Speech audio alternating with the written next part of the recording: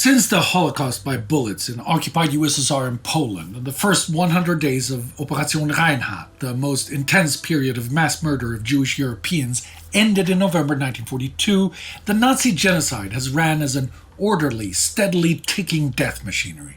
In the late spring and early summer of 1944, the cogwheels of genocide are again spinning into overdrive as the Nazis begin the systematic deportation and murder of hundreds of thousands of Jewish Hungarians and refugees in occupied Hungary.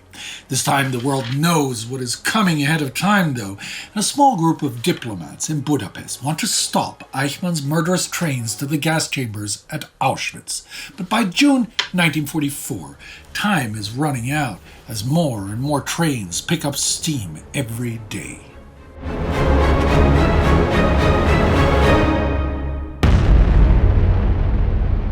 This is War Against Humanity, a series of World War II in real time. I'm Spartacus, Olsson. In the last episode about Hungary, we saw how German and Hungarian authorities worked closely together to not only produce a comprehensive ghettoization plan for the entire country, but also organize the beginnings of mass deportations.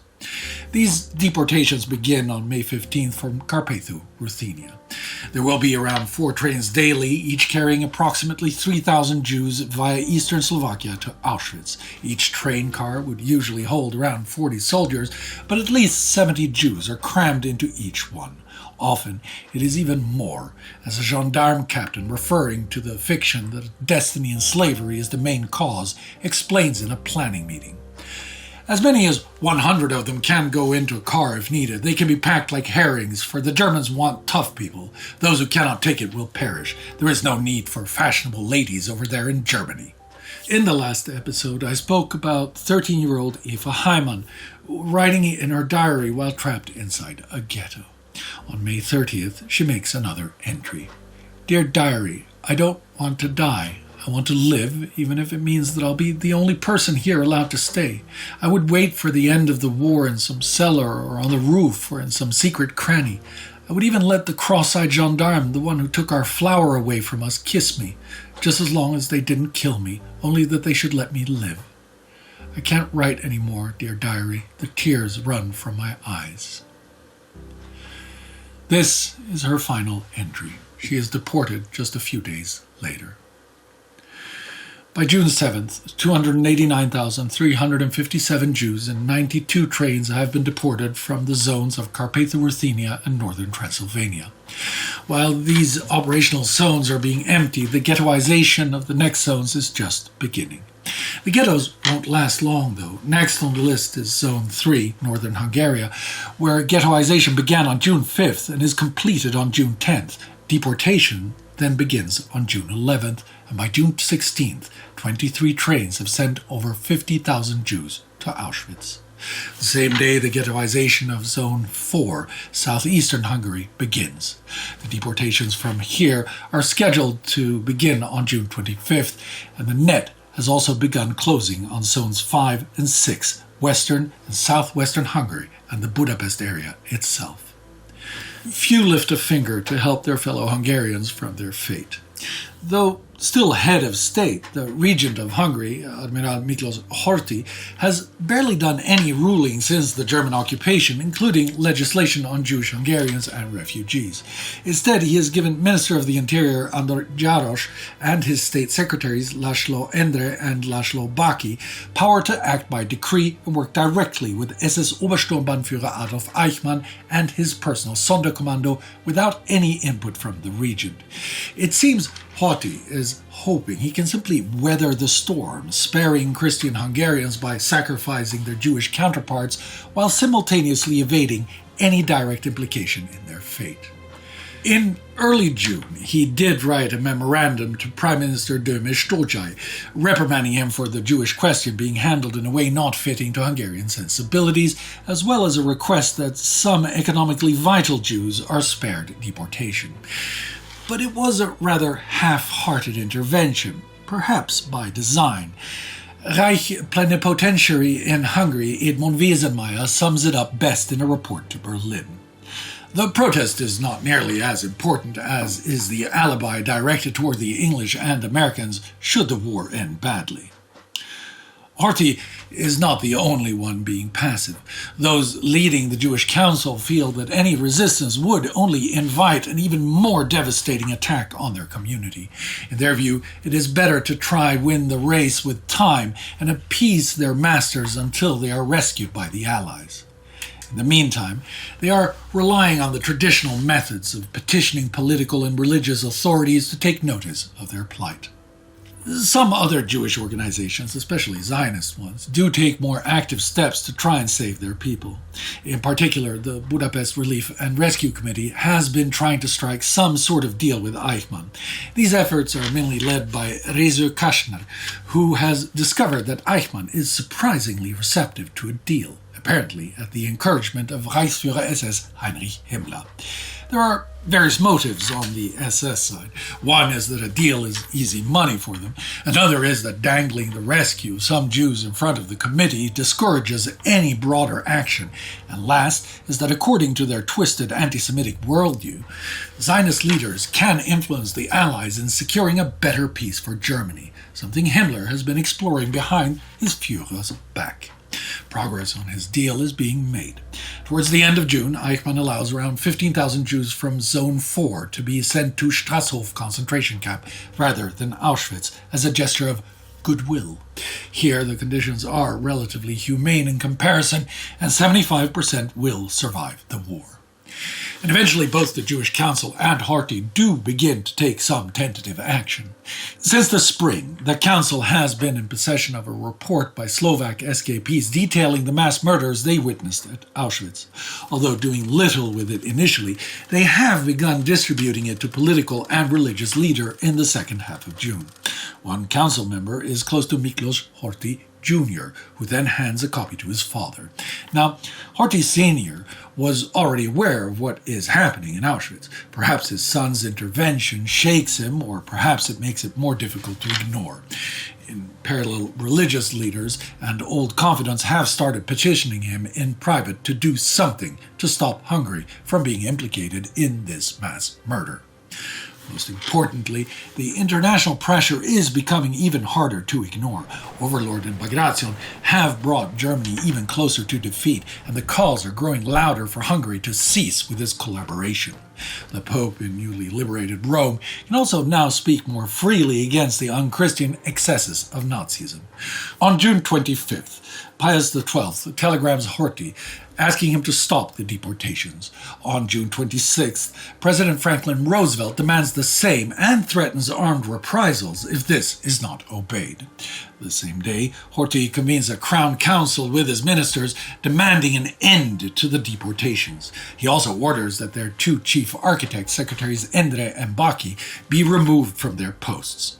Despite that he is still technically the regent of the country, it has little effect. And so the trains keep going. A select few are bound for Switzerland. Kastner has made a final deal with Eichmann.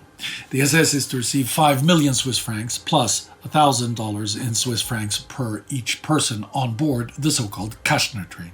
It leaves Budapest on June 30th, carrying around 1,600 Jews. 2 days before, the deportation from Zone 4 was completed. Over 40,000 Jews taken to Auschwitz in the space of 4 days.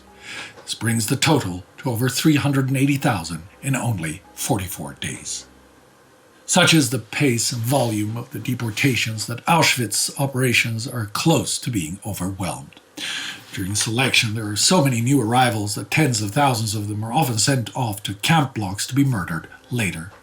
The schedule is so tight that the Sonderkommando can be dragging bodies out of the gas chambers just as a new group is undressing to go inside and another train is pulling into the station.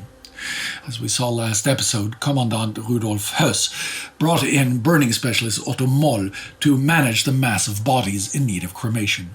But even his massive burning pits have their own problems.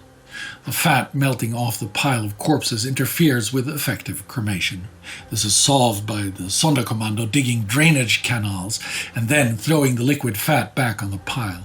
Burning bodies are also turned over to create a draft. This is a vision of hell, one documented by Sonderkommando Leib Langfuss in his secret diary that he buries in the ground. 2 Hungarian Jews ask the Sonderkommando, "Shall we say the confession?" He replied in the affirmative. They then pulled out bottles of brandy and drank happily, raising their bottles in a toast to life, l'chaim. They actively persuaded the Sonderkommando to drink with them. The man was ashamed and refused to drink. They persisted. You have to avenge our blood. You have to live. So, to life. They appealed to him. We understand how you feel, and he drank with them. While drinking, the man became very emotional and burst out weeping. He ran into the crematorium and sobbed bitterly for a long time. Comrades, we have burned enough Jews. Let us destroy everything and ourselves as well, for the sanctification of the name. This is the fate that awaits the remaining Jews inside Hungary. The ghettoization of zones 5 and 6 officially begins on the same day the Kashmir train leaves Budapest, June 30th. As we saw last episode, some Jewish residents of Budapest were forced out of their homes in early May by the order of Minister Jaros as an opportunistic response to the Allied bombing. Since then, there has been much political back and forth about when and how to segregate Budapest's Jews, but some kind of segregation was always inevitable. Those in the city proper have been forced to live in designated yellow star houses, spread throughout it for some days before the official ghettoization for the surrounding areas.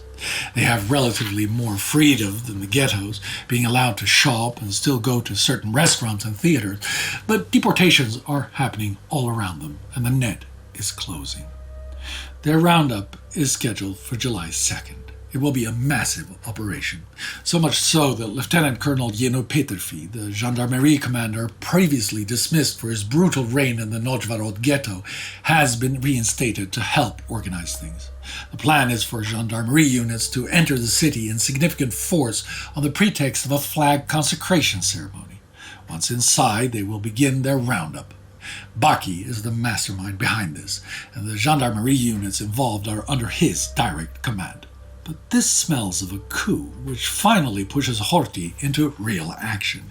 He exercises his full powers as regent, cancelling the ceremony, ordering the gendarmes to return to barracks, and calling on the military to enter the city. Horthy now also indicates that he will stop deportations. Knowing this is coming, Jaros, Endre, and Baki keep the trains running until the very last moment, emptying Budapest's suburbs. In Monor, the old are dragged out of their retirement homes. An old engineer disabled from the last war is taken out of his wheelchair and thrown into a wagon. A woman going into labor is crammed into another car, packed so tightly people can barely fit both feet on the ground. But then, on July 7th, Horthy publicizes his order to halt the deportations, and they do indeed stop.